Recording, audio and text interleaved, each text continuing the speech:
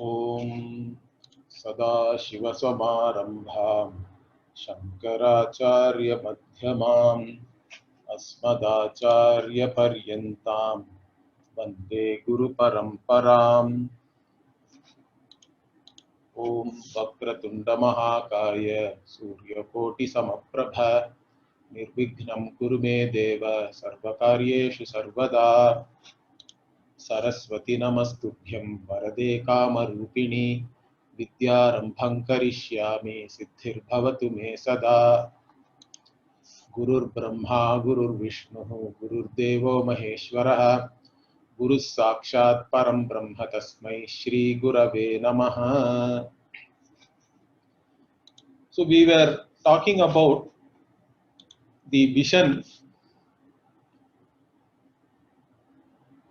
which is guiding us, the vision based on which our values are derived, and the vision and the values which further guide our way of life.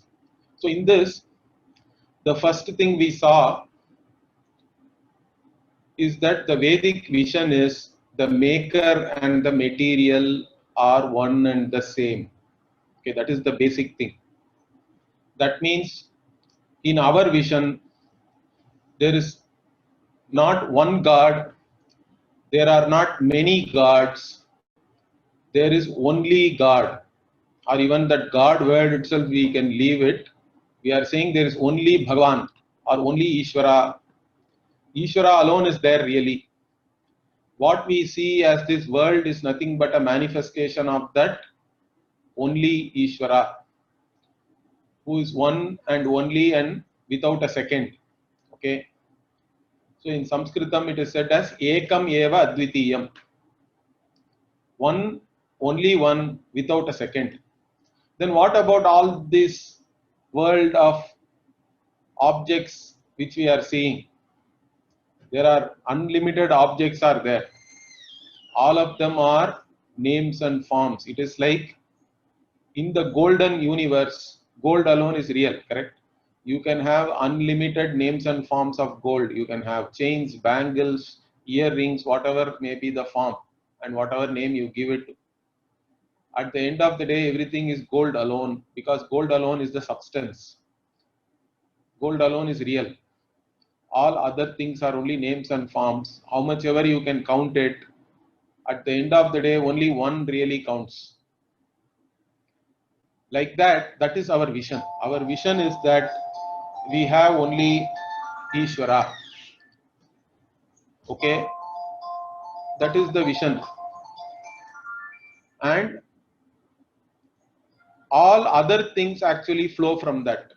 Our entire culture, all our whatever forms which we have in terms of religious forms or cultural forms, even social forms, I'm saying, all of that is really only based on that vision. Then we also saw that one more thing which is very basic to our understanding of this life is that there is something called adrishta. For every action we do, there is a drishta phalam, means immediately experienced result. Okay, some result we are experiencing immediately. Then there is something called adrishta, based on whether what you did is right or wrong. There is an unseen result also is accruing to your account. If you do the right thing, you gain punya. If you do something wrong, you are gaining papa. Now punya will fructify later on as pleasant, desirable experiences. Papa will fructify as undesirable, unpleasant experiences. Now this is only a belief. Okay, this is what we call theory of karma. So we believe in karma, and that belief in karma is not something which is which makes us irrational or anything. In fact, karma is very highly believable because it goes along with our experience. Okay, karma goes along with our day-to-day experience, because in spite of our effort, the results are fourfold. It can be in keeping with your efforts, it can be more than what you expected, it can be less than what you expected, it can be totally something opposite. So like this, the karma or adrishta as we call it is highly believable. Now as a continuation of that, one more important thing which we have to understand before we go into more details, okay, about our cultural forms and religious forms, is that how do we look upon the Veda and what is knowledge itself. Okay, so some of this may be slightly, let me say, difficult for some people, but I think still if you pay attention, you can easily understand. It is nothing which anybody who is like a teenager also can easily understand this. So let us start with this. First, I am saying, what I am saying is our beliefs are believable. Okay, whatever is to be believed has to be believed. Whatever is to be understood has to be understood. These two things we have to be very clear. There is a lot of confusion because people are trying to understand what is to be believed. And people say that I believe when they really should be understanding. See, for example, let me say 2 plus 3 equal to 8 minus 3. Now, as a mathematics teacher, you are trying to explain this equation, let us say. If your student is saying, no, I believe you, you are a very truthful person as a teacher, you are a very reliable source of knowledge. So I believe whatever you say means it doesn't make any sense, correct? Whatever is to be understood has to be understood. Similarly, if I say, or if anybody says there is heaven, and after dying you will go to heaven, they also add that only if you follow me, otherwise you will go to hell. Now you cannot ask any proof for this, understand that, or you cannot say I have understood this as a truth and all that. It is purely something to be believed, but even belief cannot go against established knowledge. That is the important thing. Some people say that whatever I say you have to believe, even if it is going against established knowledge, even if it is illogical. That we do not accept. Our tradition, it is very clear. Okay, anything illogical and against established knowledge cannot be believed. Whoever may be the person who is saying it, understand that. It does not matter who is saying something. Whatever is to be believed, we will believe, provided it is believable, provided it is not illogical, provided it is not against established knowledge. Okay. Now, what is believable? One thing I have said is it should not be against logic, it should not be against whatever is already established knowledge. But another way we can put it is that which can neither be proved nor disproved can be believed. Okay, if it comes from a reliable source. Is that clear? So, what is believable is that which can neither be proved. For example, the Veda says there is Swarga. Now you can neither prove there is Swarga. You won't believe even if somebody says I died, I went to Swarga and I came back now. You have to believe me. Then you will start running away from that person, I think. Because you don't know whether that is a real person or a ghost or what it is, correct? So even if somebody says I went to Swarga and I came back, there is no way you can believe that person. So Swarga is something as a place to be reached, is talked about in the Veda. There is a Swarga Loka. there are descriptions also. It's a desirable place to be. Those who are in Swargaloka are Devas. They also have they also have a body which is like very bright, let us say, which is illumined. That's why they are even called Deva. They are shining, and they can enjoy things just by looking at it. They don't have to consume anything. Without consume anything, they can enjoy. Paroksha Priyaha Devaha, like that it is said. Now all these things are said. And if you want to go to Swarga also, Veda is telling you do this ritual. And after you die from this body, you will go there. Now all of these things are only beliefs. Understand that. You cannot ask for any proof for these things. That you will survive. This self will survive this physical body itself is a belief. That there is a self other than the body itself is something the Veda is saying.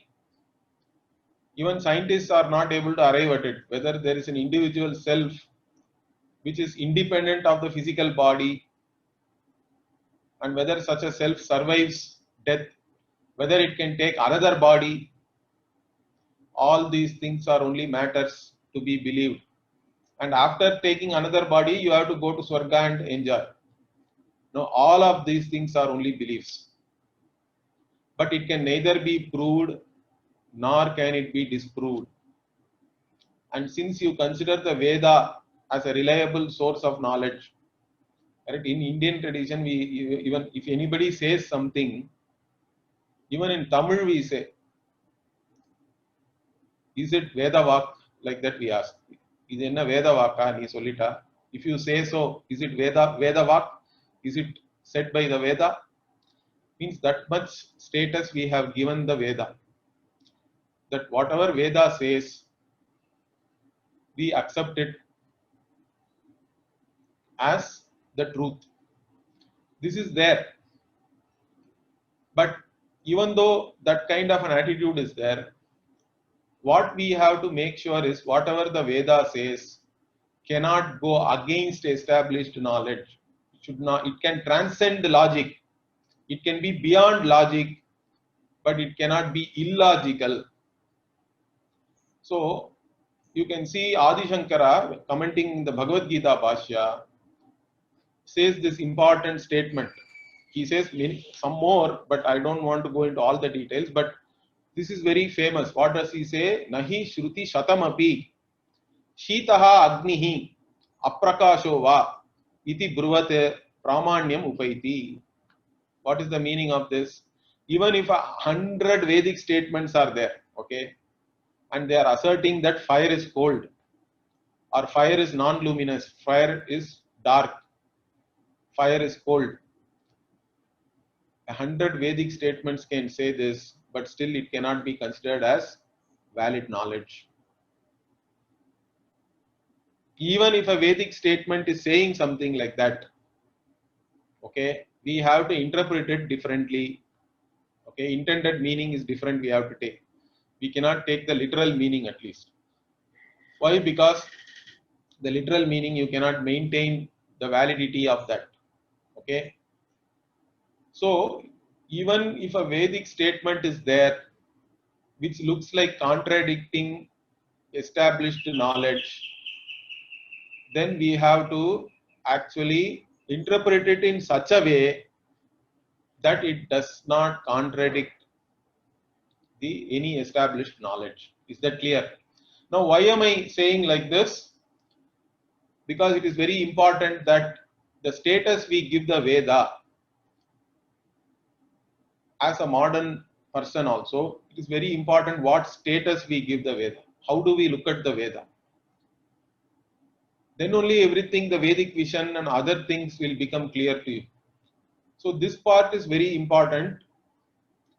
So I would say that all of you pay attention. Of course, if you have any questions, we will take it up. So up to this, I think this slide, whatever we are seeing here, these things are clear. The Veda is giving you some knowledge, and some of which we can say indirect knowledge, paroksha jnanam in Sanskritam it is called. The indirect knowledge is really belief only. But if you accept the Veda as a valid means of knowledge, then it becomes indirect knowledge. Like statements like, you survive this physical body's death, you can take another body, you can go to Swarga Loka, where all your punya you will be exhausting, but you will enjoy a lot. Or you will go to Naraka Loka, where you will be exhausting all your papa, but you will be having unpleasant experience. All these things are there.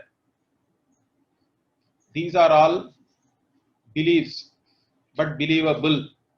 And since the Veda is saying this, it can be considered as indirect knowledge or paroksha jnanam. Is that clear? So this is one part. Okay, and the other part is whatever the Veda says should not be against established knowledge, should not be illogical, all that. Okay, that we are very clear about that. So now let us see what is knowledge. Also, we have to understand how we look at it in our tradition. Very, very important to understand this. Okay, so when we say this is a pot, so you are looking at a pot. So there is a pot cognition is there. In fact, pot through your eyes, the pot is seen, and again the mind also has to back the eyes. Sometimes even if your eyes are open and something is in front of your eyes, you don't really see it because your mind was somewhere else, let us say. This happens, correct, many times. Or even your ears are always open, your teacher is saying something, still you do not hear anything because you are hearing something else in your head, in your mind. So unless the mind is backing the sense organ, knowledge does not take place. So again, knowledge is also twofold. One is there is a part cognition. This is part, and then it leads to the another, which is that I know this part, because now you become the knower of the part. Part is the object of knowledge. Now these two things, whether they take place simultaneously or not, is a very big philosophical discussion. Okay, lot of literature has been written about that. I don't want to get into that, but traditional understanding is that both these things take place at the same time, simultaneously. This is a part, I know this part, both take place at the same time. Even though I have said leading to, that is only a logical way of putting it. But these two things take place at the same time. Okay, this is a part, I know this part, both are there. So I am the knower of the part. I use the means of knowledge like eyes to know this part. Now here, for this to be valid knowledge, what are the characteristics of valid cognition or knowledge? So one we say is it should be anadhigatam. In Sanskritam we say anadhigatam. Adhigatam means what is already known. Okay, anadhigatam means that which is not already known.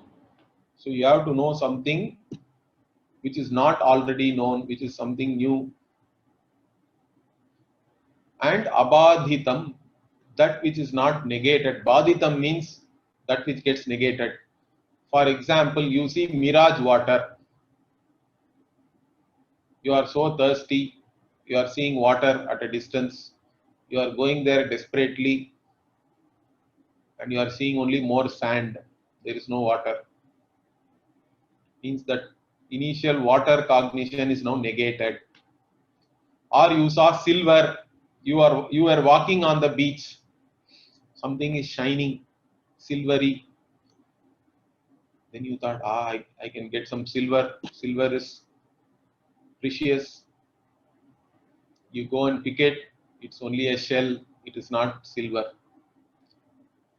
It looked like silver. There was silver cognition, but in reality, it is only shell. It got negated. So what is negated is not valid knowledge. Okay. And what is already known, your memory, you are remembering something. Some people say that memory is not really knowledge, it's only recollection. Some people say no, they do not consider anadhigatam as a characteristic. That which is not negated is knowledge, also you can say. So whether memory is considered as a knowledge or just a recollection is again debated, but largely memory is considered separate from knowledge.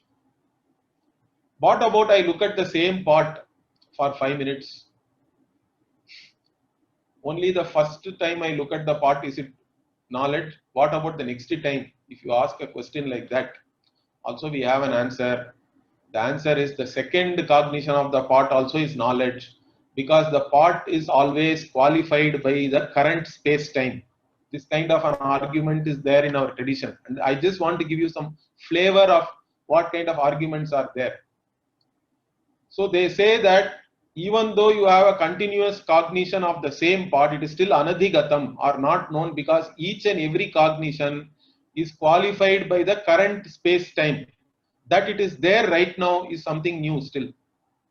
That the pot has not vanished from that place is established by each and every cognition. So it is still anadhigatam.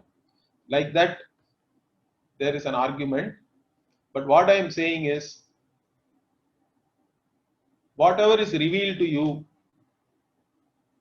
which is something new and which is not negated, is knowledge. Is this clear to all of you? I hope this point is very clear. What is knowledge? If it becomes negated, it is error. Okay, like snake on rope, mirage water, I told you, even blue sky. Sky really has no color. It is all Raman effect and all that, you can go and read. Or sunrise. Sun does not really rise. In fact, moon is also not rising. Or at least moon you can say is going around the earth. But earth is actually going around the sun. Earth is rotating, so it looks like sun is rising. Really, from a relative standpoint, sun does not move that much compared to the movement of earth. But certain things, even though it is negated, the cognition will continue. In certain cases, once it is negated, the cognition is gone. So you saw snake on the rope. Once you see it as rope, there is no more snake, correct? Snake is gone. But other things are not like that. Even here, lot of discussion is there. I don't want to go into all that, but there are different types of erroneous cognition. Some cognitions continue.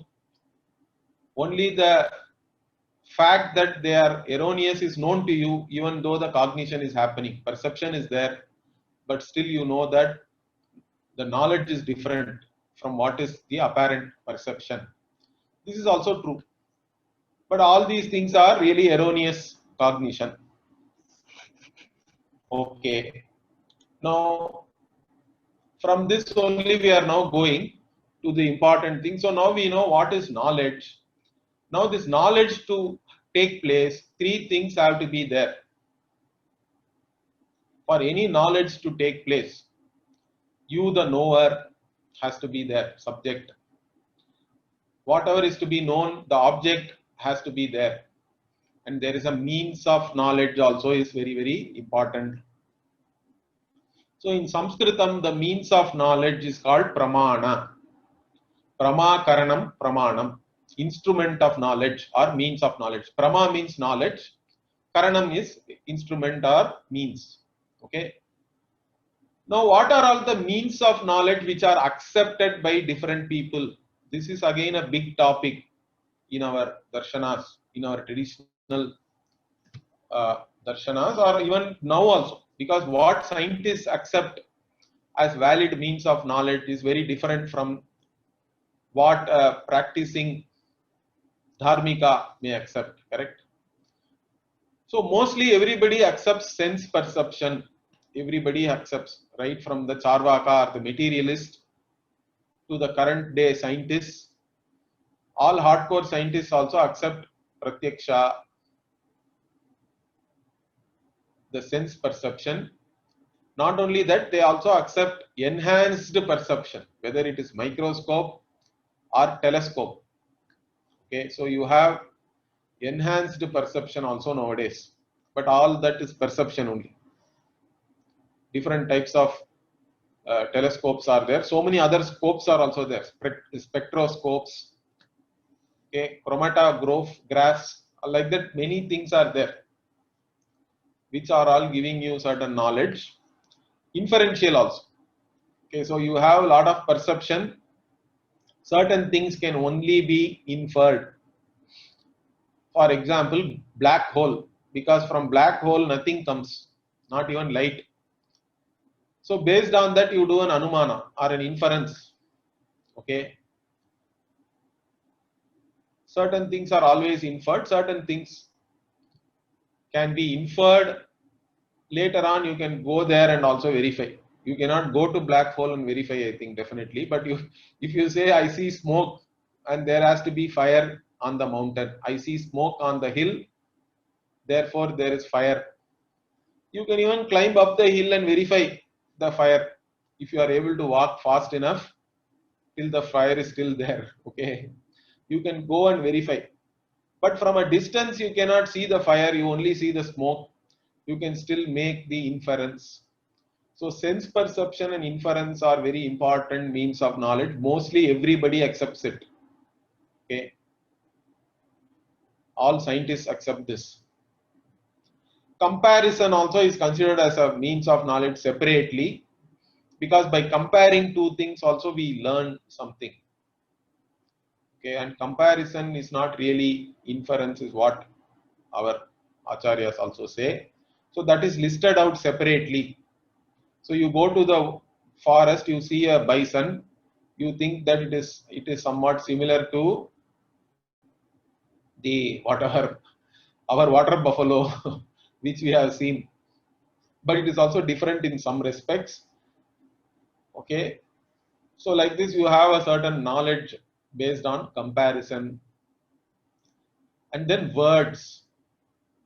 Okay, words as a means of knowledge is what we are very interested in right now.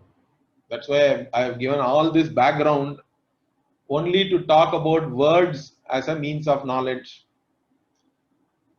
Okay, so words, again, when the words as a means of knowledge is discussed, two types are discussed.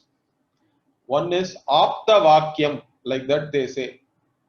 Apta means what? Somebody who is reliable, a reliable source of information. So you know somebody personally. You have never gone to Himalayas, let us say. You have never seen snow, ice, all these things. But somebody went to Kailash Yatra. They saw so many things. Or at least in those days there was no other way, correct? Nowadays at least they can go with a mobile phone, even shoot video and bring it and show it to you.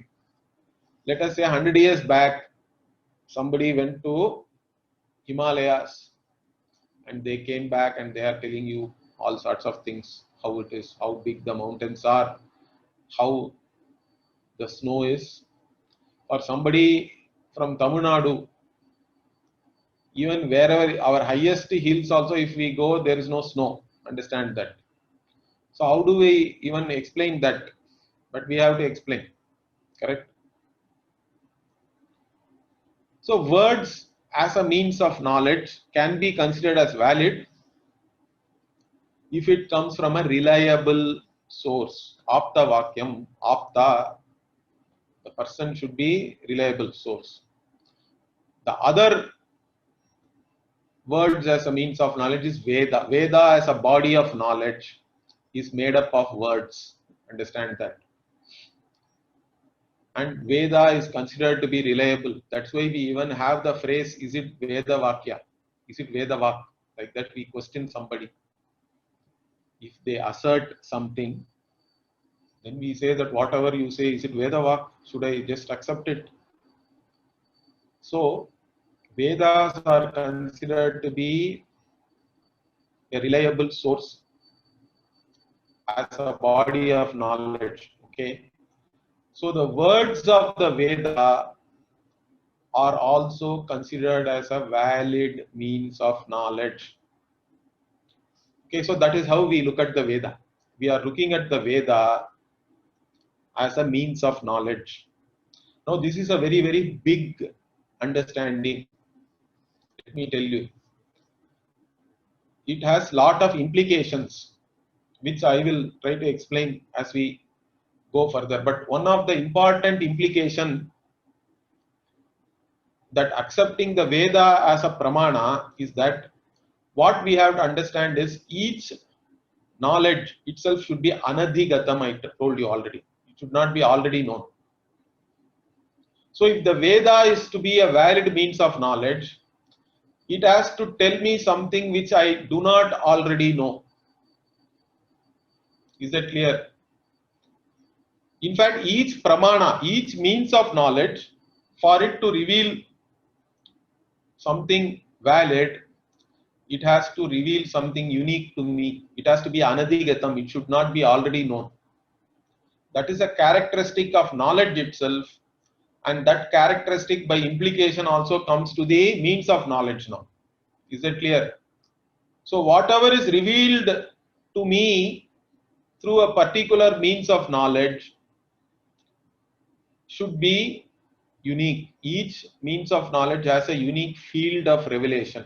Now what do I mean by this really? Now let us take the eyes. My eyes are telling me that this is green, this is brown and all that, correct? Now what is the proof that it is green? Can my ears come and prove that this is green? Ears have no access to color. Can I touch it and know whether it is green or red or whatever it is? No. Touch does not have any access to color. Can I lick that with my tongue and know? Means no. Tongue also has no access to color. Can I smell it and know? Again, no. Smell also cannot tell you whether it is, what is the color. So from this, what do I know? Eyes are a valid means of knowledge. Why? Because it is revealing to me something which is unique. Eyes alone can reveal color and in some cases form. If you are at a distance, eyes can reveal you form. But if you are nearby, you can even hold something and know the form.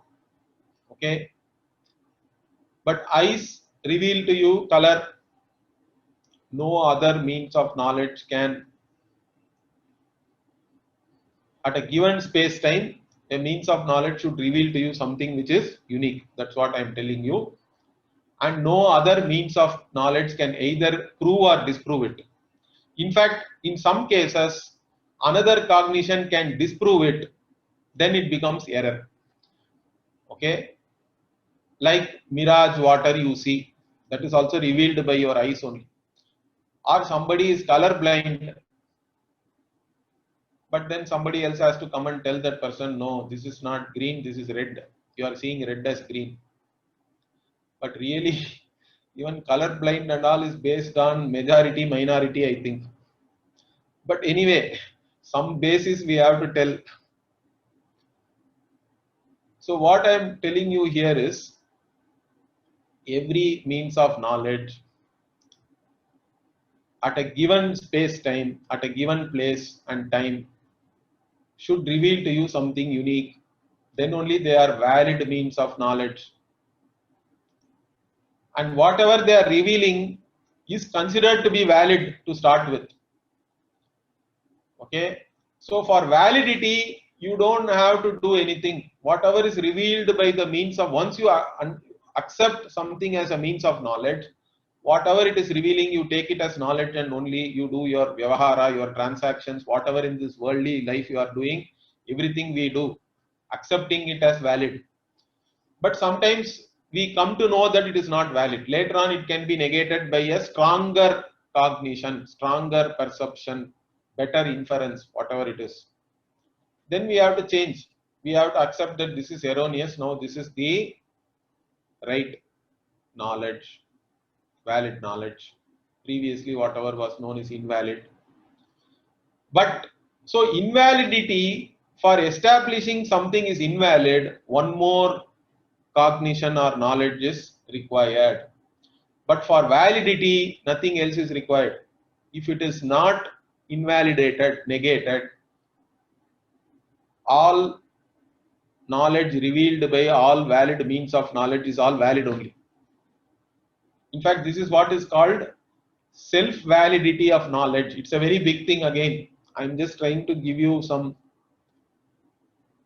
a taste, let me say. Okay. So this is in Sanskritam, we call it Swatah Pramanyam. Means knowledge is self-valid. If knowledge is not self-valid, then to establish the validity of one cognition, if you require another, it will go in infinite regress. Nobody can do anything. Understand that. So knowledge is always self-valid until it is negated. For negation, you require another thing. So parataha apramanyam, like that we say in Sanskritam. Swatah pramanyam, parataha apramanyam. Now all these things have big implication in the way we look at the Veda. That's why I am spending some time here. So I hope all of you are able to grasp whatever I am saying. So the self-validity of knowledge and unique field of revelation of every means of knowledge is very, very important, because we look upon the Veda as a means of knowledge.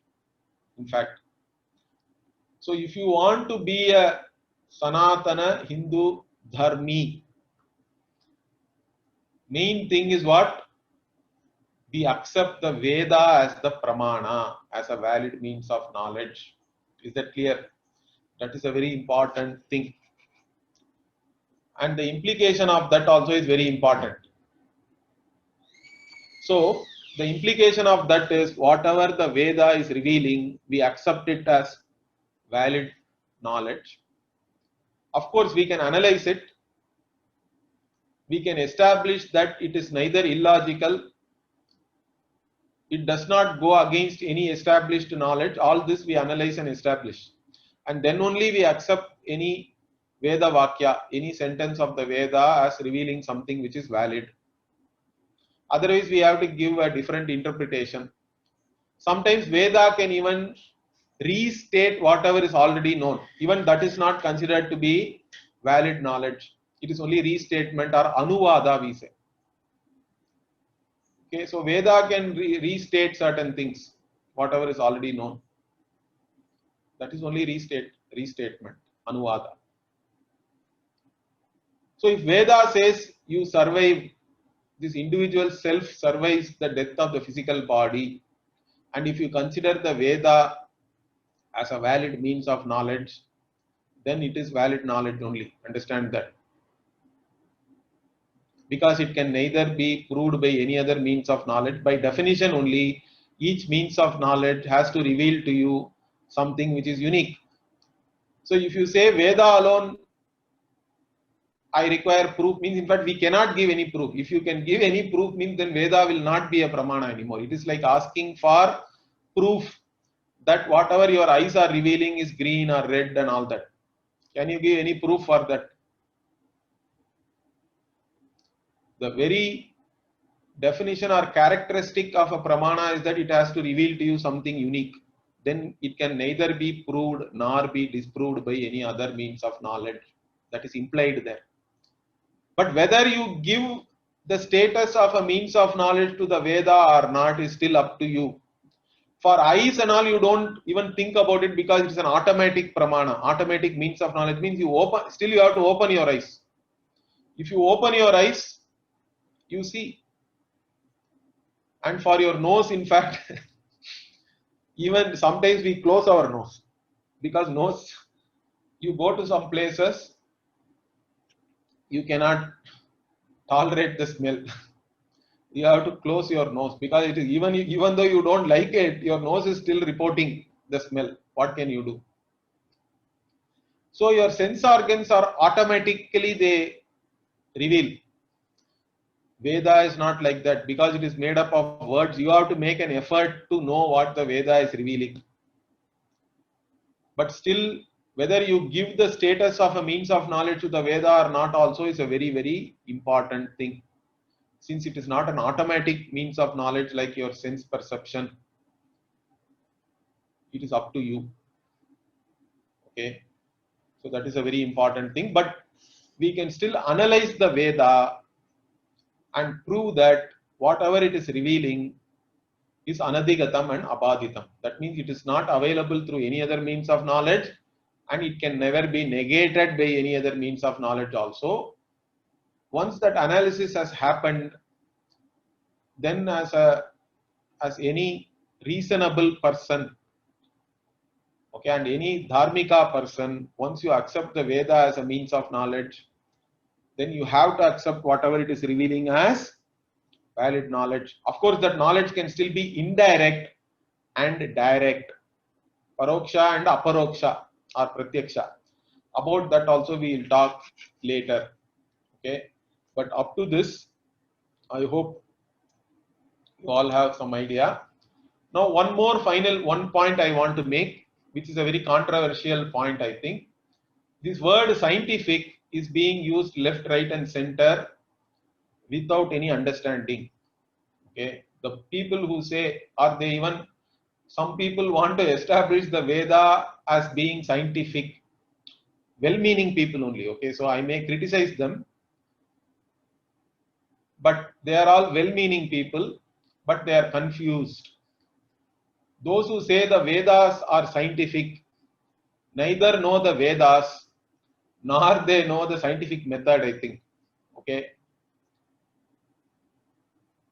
because some great people have said this, so but still I have to say this. Okay, but if you see the traditional understanding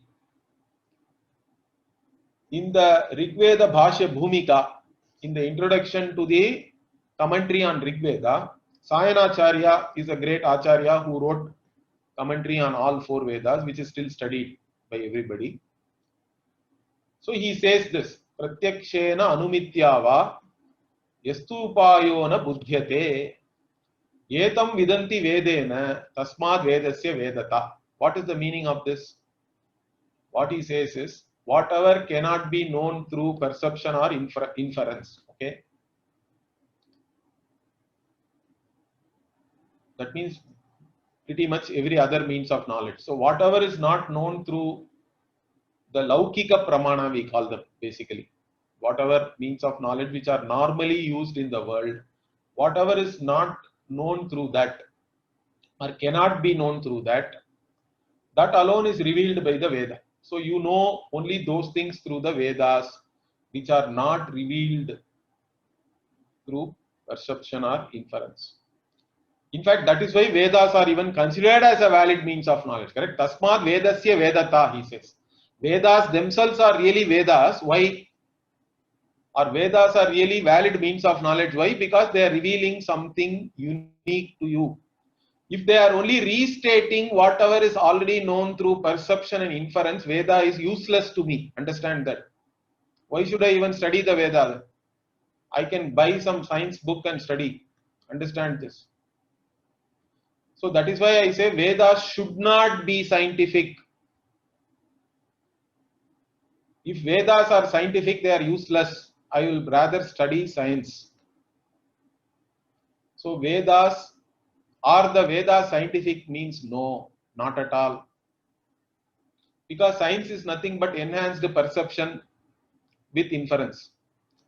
And Veda itself is only revealing whatever is not available to perception and inference. That is why it's an independent means of knowledge. Is this point clear? You can think about it.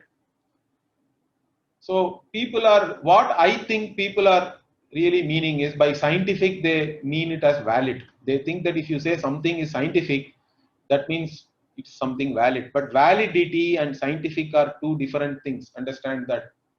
In fact, not everything scientific need to be valid also. All scientific hypotheses are based on certain paradigm and boundary conditions and all that. Understand that. And in fact, science itself is evolving all the time. And most of the statistical studies are all, we have to take it with a lot of salt. Understand that. So Vedas are not scientific. I don't want them to be scientific. In fact, only if they are not scientific, they are really useful to me. But Vedas are not against science. That also is very important, or scientific knowledge. Vedas are not illogical. Vedas are not against established scientific knowledge. Vedas are beyond science, beyond logic. Is that clear? That is something very important we have to understand. We don't have to say Veda is scientific to make it valid or anything. If you understand exactly what knowledge is, what is validity of knowledge, and if you are ready to give the status of a means of knowledge to Veda, then automatically it is valid anyway. So that is something I want you to understand very clearly. Some Vedic statements are there which are later on validated by science also. That is okay. Those are all, few statements are there here and there, which can anyway be, even those interpretations can be questioned now. So, but there are many things in our large literature which we have. Many things the rishis have known and expressed it also in certain ways, which have been later on, scientists also have discovered it and validated it and all that, which is fine. But those are all still in the realm of worldly knowledge, and maybe we can even consider them as some anuvada only. But the main things which are revealed by the Veda are all really beyond science. Okay, so that is something I want you to understand. In fact, the Vedas can be considered as axiomatic, I would say. Okay, because even in the world of science, there are many axioms are there. Understand this. Science means, don't think everything they have arrived at through some logic and all that. Everything they start with some basis. Certain things are taken to be true. A priori means what? Without any proof, you take certain things as true and then start from there only. All theories are like that. Okay, even your basic things like thermodynamics are all only axioms. Okay, second law of thermodynamics is saying entropy is always increasing. Now nobody has found other, like, negated it till now. That's all you can say. Okay, so there is no real proof or anything for this. It is just taken as valid, and from there, in fact, so many things are derived. Similarly, even special theory of relativity, that Einstein had a great insight. He said that speed of light is same regardless of the motion of the observer.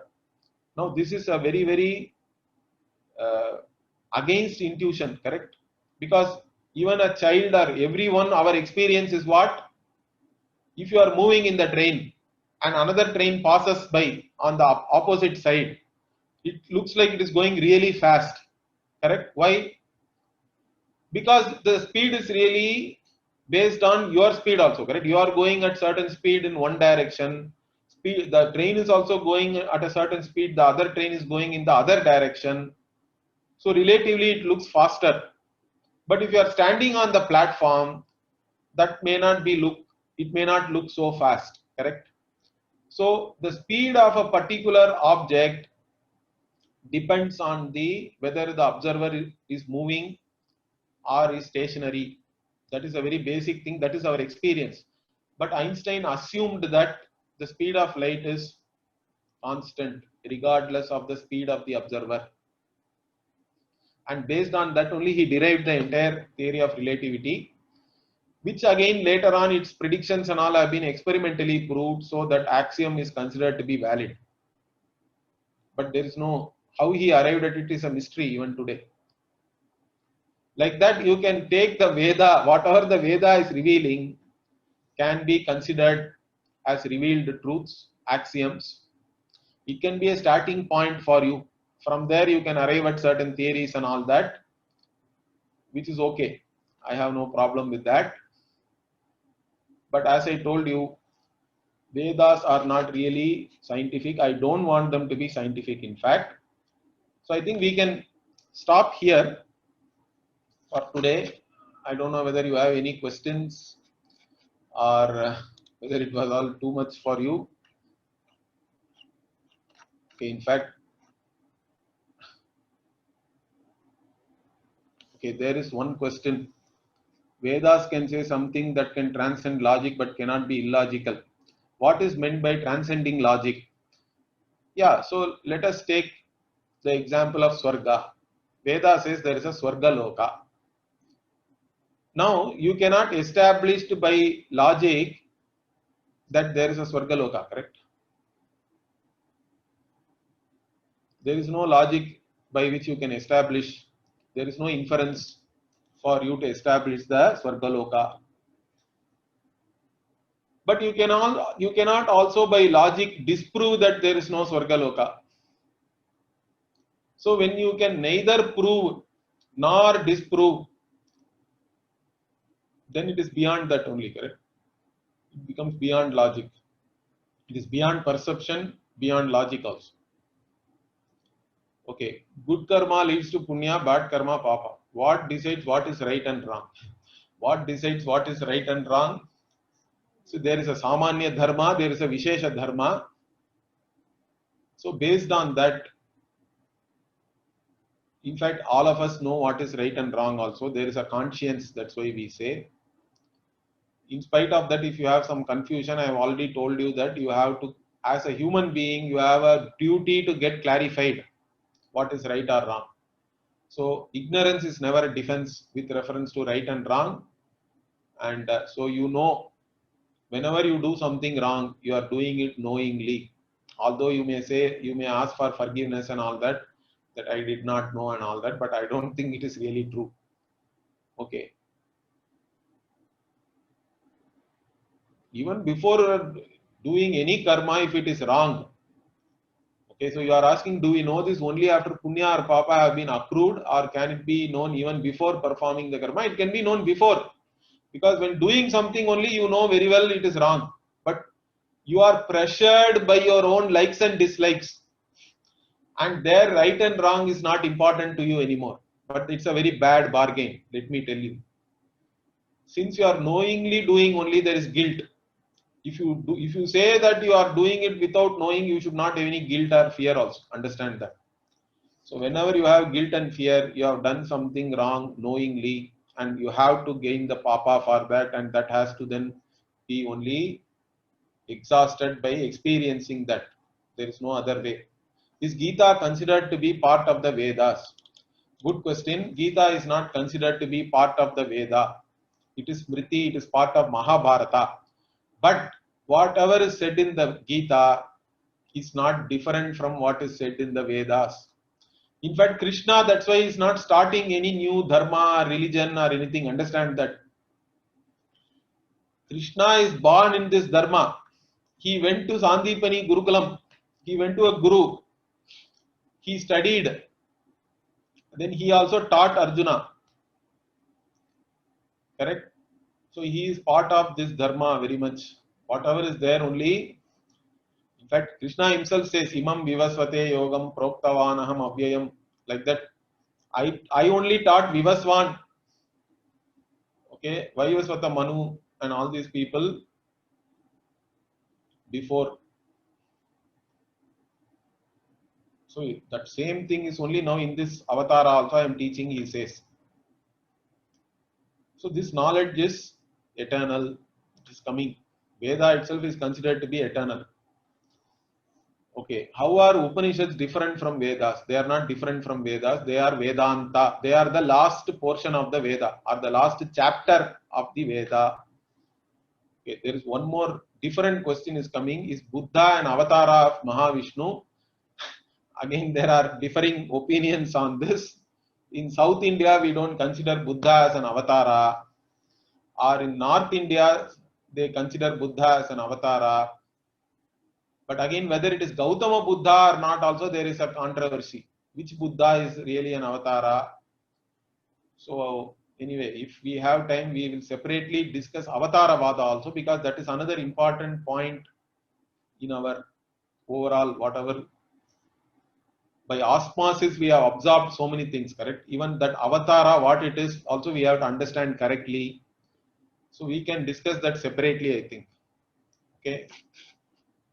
Okay. So now what is the time? We are almost coming to the end, I think. So mostly you have all asked some questions. So I hope whatever I told you, you can go and think about it. Some of this may have been new to you also. But this is a very, very important thing, how we look at the Vedas. So finally, one point I'll tell you is that how do we look at the Veda means Veda is a body of knowledge, but it is not authored by any one person.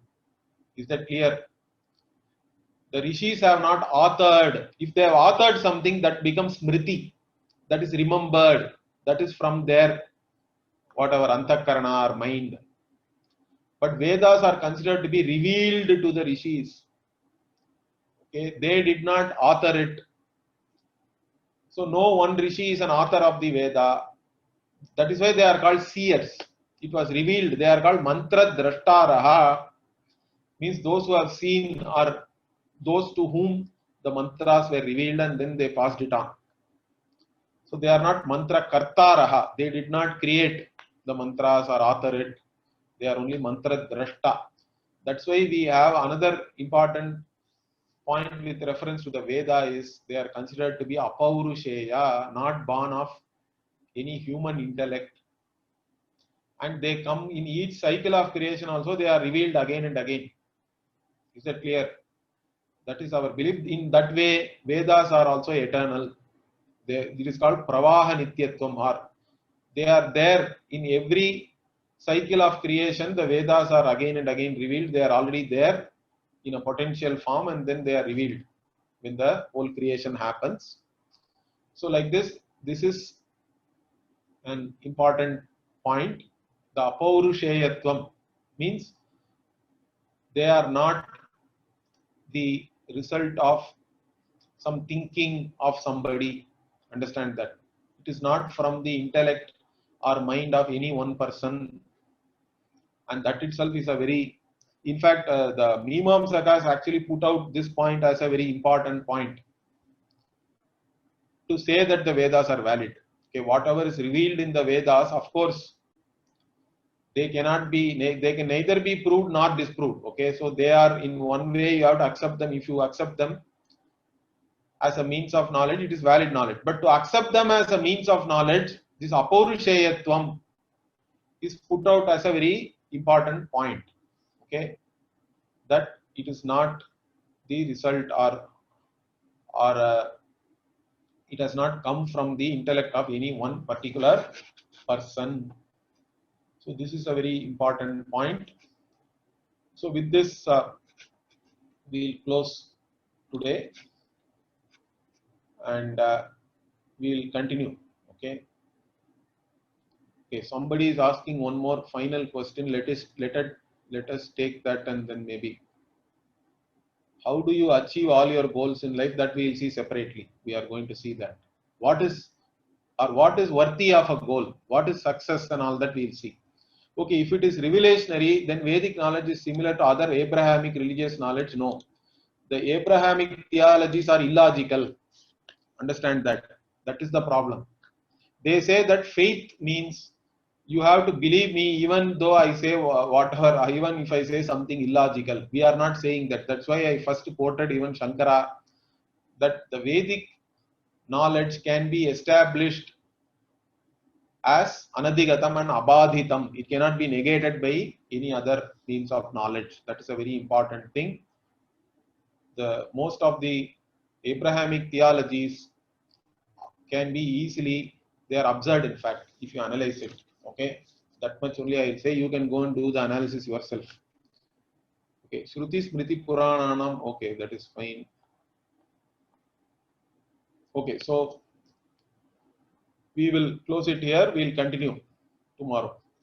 Om Purnamadah Purnamidam Purnat Purnamudachyate Purnasya Purnamadaya Purnamevavashishyate. Om Shanti Shanti Shanti. Harihi Om Shri Gurubhyo Namaha. Harihi Om.